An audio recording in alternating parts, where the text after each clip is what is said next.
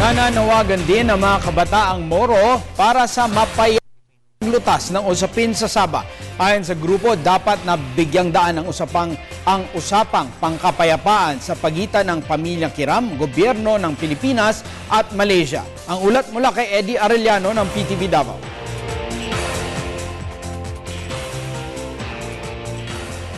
Nananawagan ngayon ang mga kabataang Moro ng Mindanao na ibigay ang nararapat na tulong para sa mga biktima ng kaguluhan sa Sabah.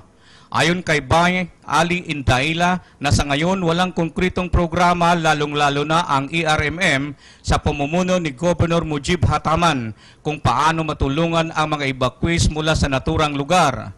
Ang kailangan umano ng mga ito ay hindi band-aid solution kundi pangmatagalang tulong. Among the poorest people in the Philippines, na somehow magbabago ang kanilang kabuhayan, magkakaroon ng trabaho, magkakaroon ng lupa para sa mga magsasaka dahil yun ang reforma dapat, 'di ba?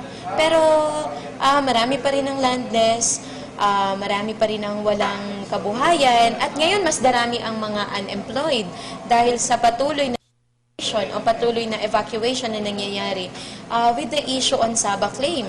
At dahil sa tuloy-tuloy na military crackdown sa Sabah by the Malaysian government, marami ang napipilitan na bumalik sa Pilipinas.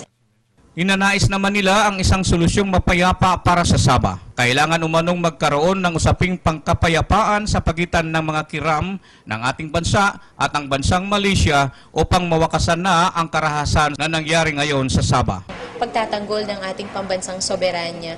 At syempre, kailangan nitong i-resolve ang Sabah claim through diplomatic process. So, pwede nating dalhin ito sa international community, sa United Nations, para ma-resolve ang usapin on Sabah claim. Para sa Telebisyon ng Bayan, Eddie Arellano.